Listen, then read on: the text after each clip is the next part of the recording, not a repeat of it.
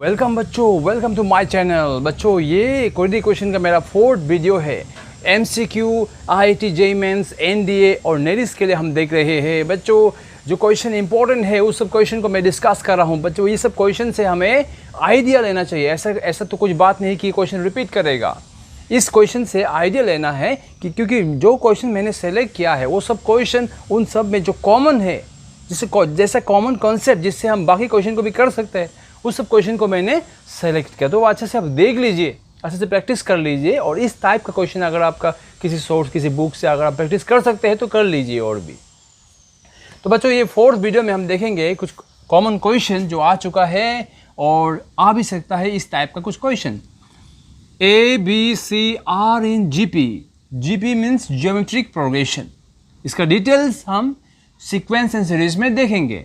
The equation These and these have a common root।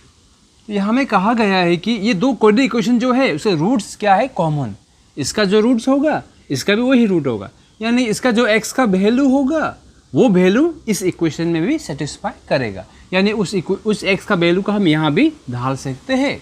If d by A, E by B, F by C are in, तो हमें पूछा गया है कि ये जो तीन टर्म है, सपोज ये मैंने अल्फा लिख दिया, ये बीटा लिख लिया, ये गामा लिख दिया। अल्फा बीटा गामा एपी होगा, एचपी होगा, जीपी होगा, नॉन ऑफ दिस क्या होगा। तो तीन टर्म एपी में कब होता है बच्चों, जब ये मिडिल यानी कि सपोज बीटा, इसे मैंने बीटा मान लिया, ये जो बीटा है अगर अल्फा प्लस गामा का ये कंडीशन सेटिस्फाई करेगा तो वो एपी है। मिडिल जो टर्म है, फर्स्ट एंड लास्ट टर्म का, वो अगर एरिथमेटिक मीन होता है तो उसे हम कहते हैं एपी। तो three terms will be in AP if beta is equal to alpha plus gamma by 2, that is 2 को मैंने यहाँ रख दिया। और जीपी क्या है बच्चों, जीपी तीन टर्म जीपी में कब होगा, जब ये जो मिडिल का टर्म है, मिडिल का टर्म जो है इसका अगर स्क्वायर करेंगे अल्फा गामा का बराबर होगा तो हम कहेंगे कि वो जीपी में है। Beta square is equal to gamma into alpha. और एचपी का मतलब है हार्मोनिक प्रोग्रेशन। तो ये अरिथमेटिक प्रोग्रेशन जस्ट उल्टा रहता है। Twice by beta is equal to 1 by alpha plus 1 by gamma. अगर इसको सेटिस्फाई करता है तो हम कहेंगे एचपी। तो ये जो तीन टर्म है वो कौन सा पैटर्न में है, ये पैटर्न में है, ये पैटर्न में है ना, ये पैटर्न में। अगर ये पैटर्न में है जीपी, ये पैटर्न में एचपी, ये पैटर्न में है तो एपी। तो हम देखेंगे, हम इसे सॉल्व करेंगे। सॉल्व करने के लिए यहाँ दिया है A B C are in GP. हमें कहा गया है कि A B C are in GP. तो ए बी सी अगर जीपी में होगा तो बच्चों कौन सा कंडीशन होगा, ये कंडीशन होगा B square is equal to A C. तो इसका हिंट हमें दे दिया कि ए बी सी जीपी में है, यानी B square equal to A C, या हम कह सकते हैं B equal to root A C, ये हमें दिया है, या B equal to root A into root C, ये हमें दिया गया है यहाँ तक। इसके बाद देन इक्वेशन, इस इक्वेशन को हम सॉल्व करेंगे, इसका जो रूट्स मिलेगा उस रूट्स को हम यहाँ पुट करेंगे। उसके बाद देखेंगे कि ऐसा कौन सा कंडीशन यहाँ से बन जाता है। तो इसे मैं सॉल्व करूँगा। X square 2bx plus F is equal to 0। इसमें ये ए बी सी जीपी में था, यानी कि b equal to root A C. तो इस b के जगह पे मैं ये लिख सकता हूँ ट्वाइस रूट ए सी, या root A into root C plus, जो क्वेश्चन मैंने मिस्टेक कर दिया, यहाँ पे है c, इसे आप c कर लीजिए, यहाँ c है। बच्चों देखो यहाँ एक्स स्क्वायर 2 रूट ए रूट सी एक्स प्लस सी है। ये जो है अगर ये ए को मैं रूट ए का स्क्वायर कर देता हूँ और ये सी को मैं रूट सी का स्क्वायर कर देता हूँ, तो बच्चों देखो तो ये कौन सा टर्म में आ रहा है, A square 2ab plus B square में ये तो बन रहा है, जिसमें ए है एक्स प्लस और ये बी है रूट सी इक्वल टू 0। यानी कि इसे मैं सॉल्व आराम से कर सकता हूँ। ये स्क्वायर वहाँ गया रूट, 0 का रूट तो 0 ही होता है, रूट सी इक्वल टू 0, यानी x equal to minus root C by root A. ठीक है, तो ये है x का वैल्यू। इस x का वैल्यू को अब मैं इक्वेशन 2 में पुट करूँगा। इस इक्वेशन में डी एक्स का जगह में minus root C by A, 2e minus root C by root A plus F is equal to 0। तो x के जगह पे मैं उसे पुट कर दिया क्योंकि कॉमन रूट से, तो यहाँ है स्क्वायर, तो मैं भी स्क्वायर पुट करूँगा। तो स्क्वायर होगा तो ये रूट हट जाएगा, ये भी हट जाएगा 2, और इस प्लस माइनस को मैं आगे कर देता हूँ। तो यहाँ है root C root A plus F is equal to 0। इस माइनस वाले टर्म को मैं वहाँ कर दूँगा, तो ये यहाँ आ जाएगा माइनस, यहाँ आएगा प्लस। तो यहाँ रूट को मैं रेशनलाइज कर दूंगा, रूट ए। तो क्या मिलता है, यहाँ से मुझे मिलेगा रूट ए सी और ए आएगा। यहाँ देखो बच्चों, b is equal to root A C है क्योंकि ए बी सी जी पी में है। तो रूट ए सी का बदले में b लिख सकता हूँ, ये जो रूट ए सी है इसका बदले में b लिख सकता हूँ, D C by A plus F 2e, इसके जगह मैं लिख सकता हूँ b बाय ए। अब मुझे क्या चाहिए, मुझे रिलेशन चाहिए। तो बच्चों मुझे चाहिए d by A, e by B, f by C का रिलेशन चाहिए। तो f का नीचे क्या है बच्चों, c है, f का नीचे है c। तो मैं क्या करूँगा, इसे सबको c से डिवाइड कर दूँगा, बाय सी और c, सबको मैं c से डिवाइड कर दूंगा क्योंकि मुझे चाहिए f बाय सी।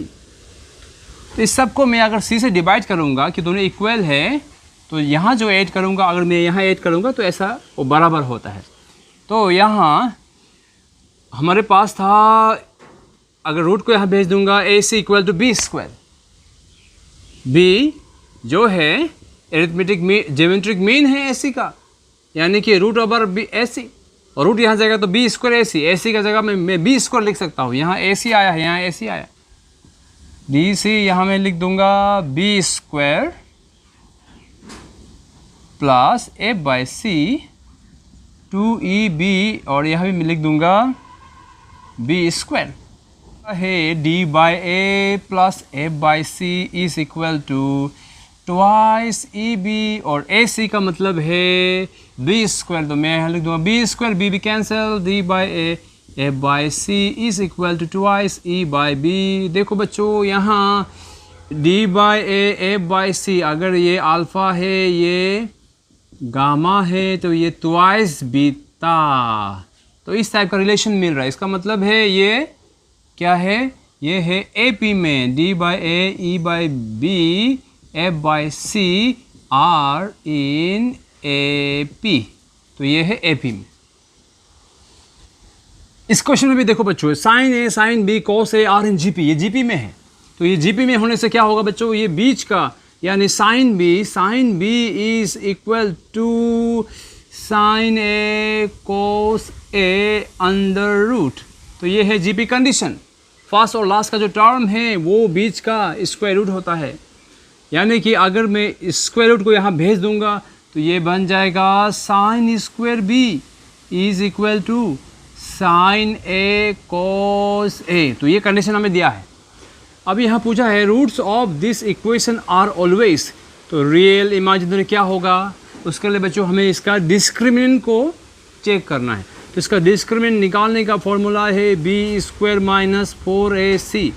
बी यानी कि x का सामने जो है 2 cot b, तो 2 cot b हो गया इसका square minus 4 into ac, a हो गया 1 और c हो गया 1 to 4 cot square b minus 4 common में निकाल दूंगा तो cot square b minus 1, 4 cot means cos square by sine square minus 1।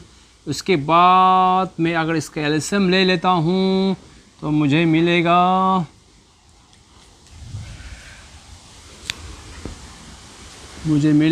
यहाँ से मिलेगा sine square B cos square B minus sine square B.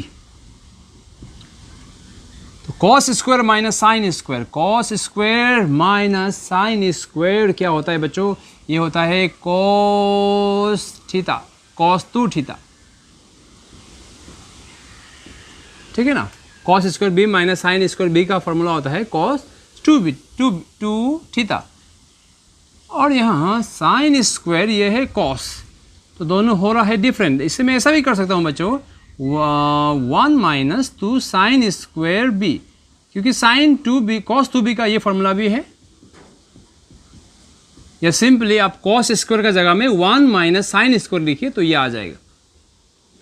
इसके बाद मैं क्या कर सकता हूँ साइन स्क्वायर बी तो यहाँ दे चुका है क्वेश्चन में, साइन स्क्वायर बी अगर दिखाई देगा तो साइन ए कॉस ए लिखना है, तो यहाँ तो साइन स्क्वायर बी दिखाई दे रहा है तो मैं लिख दूंगा साइन ए कॉस ए,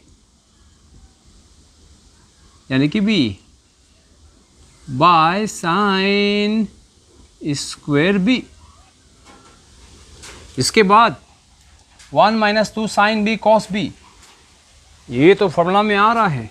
देखो बच्चों 1 means sine square plus cos square, क्योंकि sine square plus cos square 1 होता है। इस 1 की जगह में अगर साइन स्क्वायर कॉस स्क्वायर लिख दूंगा तो ये वैलिड है, क्योंकि साइन कॉस तो 1 होता है।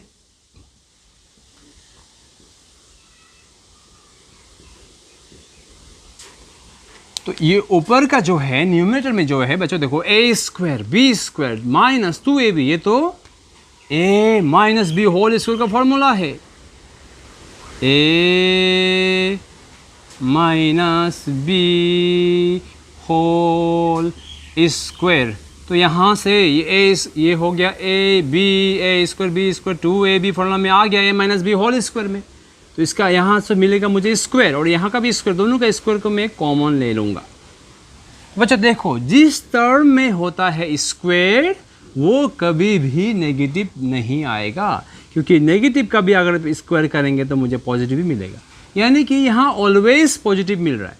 तो किसकी वैल्यू ऑलवेज पॉजिटिव मिल रहा है? डिस्क्रिमिनेंट की वैल्यू ऑलवेज पॉजिटिव मिल रहा है, ग्रेटर देन 0 मिल रहा है, और जो ग्रेटर देन 0 होगा वो हमेशा रियल होता है। इसका आंसर होगा ए, यानी कि रियल।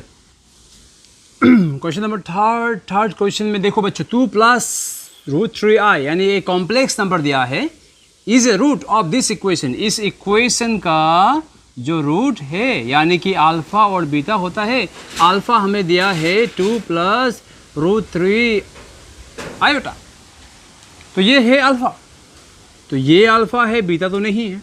क्वेश्चन ने बताया है कि इसका रूट्स है, यानी अल्फा दिया है बीटा नहीं दिया है। बच्चों जब कॉम्प्लेक्स नंबर एक देगा, कॉम्प्लेक्स नंबर हो या सर्ड हो, सर्ड किसको कहते हैं? सर्ड का मतलब है सपोज इसी को अगर मैं ऐसा लिखूंगा 2 प्लस रूट 3 और इसमें आयोटा नहीं है तो ये एक सर्ड है, एक रियल एक है रियल और एक है इरेशनल नंबर, रैशनल इरेशनल इस टाइप का है सर्ड। क्लास 9 में आपने देखा होगा ये लेसन को। तो अगर क्वेश्चन में एक रूट्स दिया है और दूसरा रूट्स नहीं दिया है कॉम्प्लेक्स में, तो दूसरा रूट होगा उसका कॉन्जुगेट, यानी कि प्लस का मैं माइनस लिख दूंगा तो ये होगा इसका कॉन्जुगेट। सिमिलरली सर्ड में भी अगर एक मुझे दिया है ये रूट से, तो दूसरा रूट जो है हमें खुद ही पता चल जाता है प्लस का माइनस होगा। ठीक है, तो ये कॉन्सेप्ट क्लियर हो गया बच्चों। अभी X square plus P X plus Q equal to 0, इस इक्वेशन का ये है रूट्स। अल्फा प्लस बीटा यानी कि सम ऑफ रूट्स का फॉर्मूला है माइनस बी बाय ए। ये है अल्फा, ये है बीटा, माइनस बी, बी हो गया पी और ए हो गया एक्स स्क्वायर, कुछ भी नहीं मीन्स 1 है, ये तो कैंसिल हो रहा है। 4 इज इक्वल टू पी, तो पी का वैल्यू तो मिल चुका है 4 है, तो ऑप्शन पी का वैल्यू 4 जिसमें 4 प्लस है, और यहाँ पी क्यों लिखा है? पी पहला जो टर्म है वो पी है, तो यहाँ से ऑप्शन सी हमें मिल ही गया।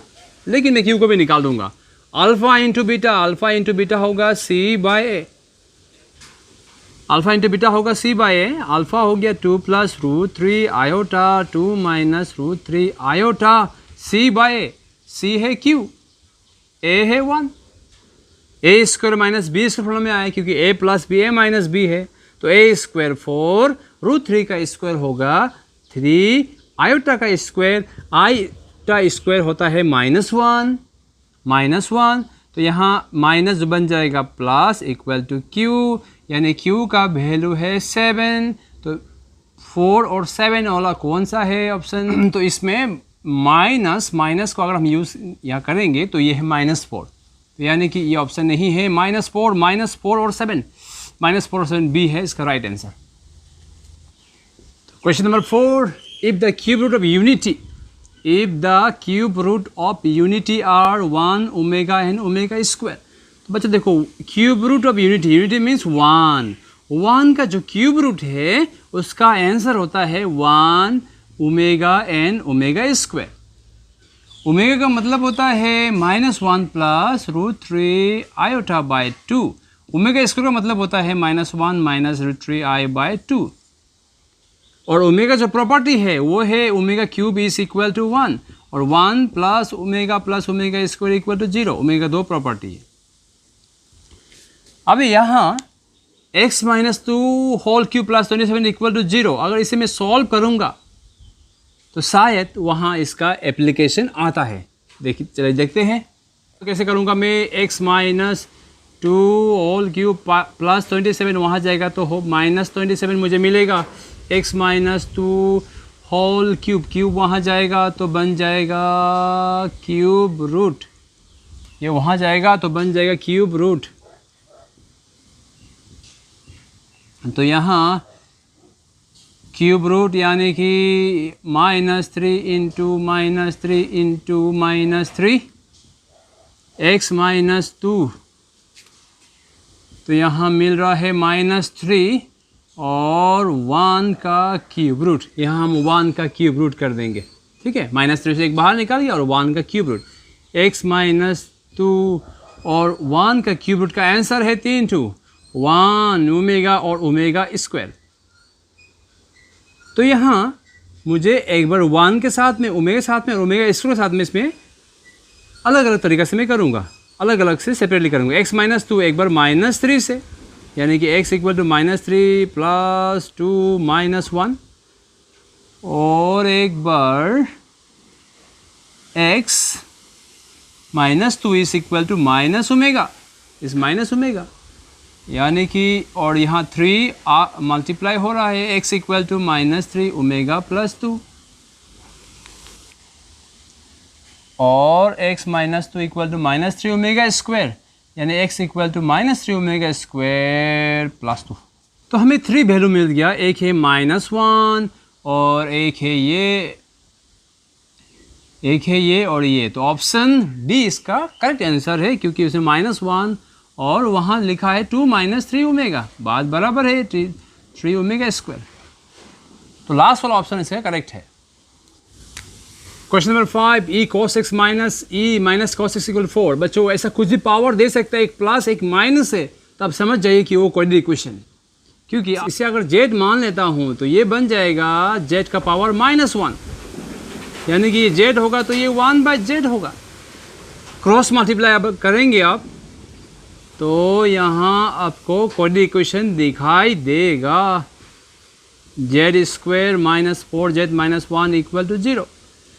और एक क्वाड्रेटिक इक्वेशन को सॉल्व करने का तरीका है -b प्लस माइनस डिस्क्रिमिनेंट, यानी b² माइनस 4ac/2a, ये है फॉर्मूला।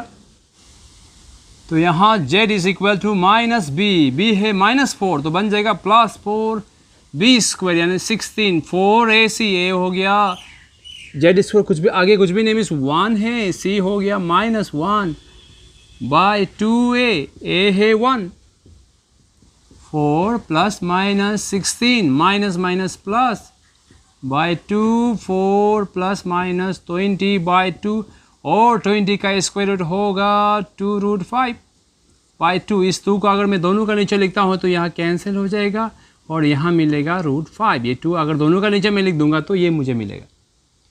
अब तो e cos x को मैं z कंसिडर किया था, e cos x और z का मुझे वैल्यू मिल रहा है 2 प्लस माइनस √5, और exponent cos x, e cos x is equal to z है, और cos को रख के अगर मैं इस एक्सपोनेंट को वहाँ भेज दूंगा तो बन जाएगा log। तो बच्चों एक्सपोनेंट और लॉगरिथम दोनों होता है इनवर्स, यानी कि अगर मैं e को वहाँ भेज दूंगा तो बन जाएगा log log 2 plus minus root 5। तो कौन सा ऑप्शन करेक्ट है बच्चों? तो यहाँ तो दो वैल्यू मिल रहा है, 2 प्लस माइनस रूट 5। तो इस ऑप्शन में कहीं भी प्लस माइनस नहीं लिखा है, यानी कि नॉन ऑफ दिस इसका आंसर होगा।